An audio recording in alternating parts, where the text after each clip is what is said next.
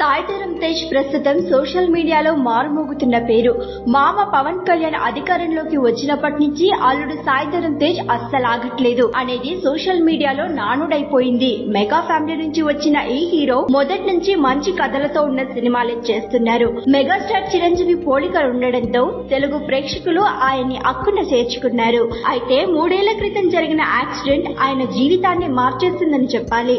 3 ఏళ్ల క్రితం ఉన్న సాయిధరం తేజ్ యాక్సిడెంట్ తర్వాత ఉన్న సాయిధరం తేజ్ జీవితంలో చాలా మార్పులు వచ్చాయి. అసలు ఆ మార్పులు ఏంటంటే, సాయిధరం తేజ్ యాక్సిడెంట్ కు ముందు సినీ ప్రేక్షకులకు మాత్రమే దగ్గరలో ఉండేవాడు. యాక్సిడెంట్ తర్వాత ప్రజలకు దగ్గరగా ఉంటున్నాడు.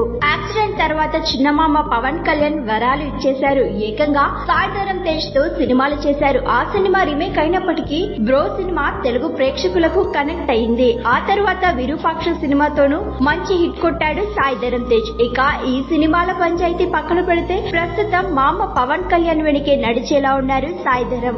అందుకు కారణం సోషల్ మీడియాలో ఆయన దూకుడే.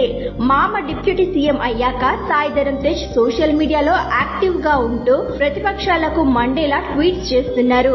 ఎన్నికల ఫలితాలు వచ్చిన రోజు ఇప్పుడు ఏపీ సేఫ్ హ్యాండ్స్ లో ఉందంటూ ట్వీట్ చేశారు. ఆ తర్వాత మామ పవన్ కళ్యాణ్ ను పొగుడుతూ ట్వీట్లు వదిలారు. ఇప్పుడు ఎగ్ పఫ్ అంటూ వైకాపాపై ఓ ట్వీట్ చేశారు. ఆ ట్వీట్ ఇప్పుడు దుమారం రేపుతోంది.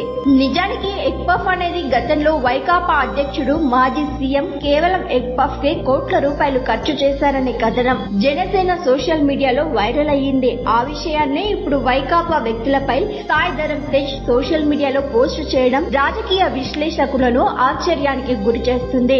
మరో విషయం ఏంటంటే, ఆంధ్రాలో ప్రస్తుతం జరుగుతున్న అరాచకాలపై ఆయన ప్రశ్నించడం లేదు. పసిపిల్లలపై జరిగే అఘాయిత్యాలకు, నడి రోడ్డుపై జరిగిన హత్యలపై స్పందించకుండా సాయిధరం తేజ్ ఇప్పుడు ఎగ్ పఫ్ అని ట్వీట్ చేయడం అందరినీ ఆలోచింపజేస్తుంది. ఈ విషయాన్ని దృష్టిలో పెట్టుకుని ఆయన త్వరలోనే రాజకీయాల్లో అడుగు పెట్టనున్నారని రాజకీయ విశ్లేషకులు అభిప్రాయపడుతున్నారు. ట్రెండింగ్ వీడియోల కోసం న్యూస్ 18 తెలుగు యూట్యూబ్ ఛానల్ ను సబ్స్క్రైబ్ చేసుకోండి.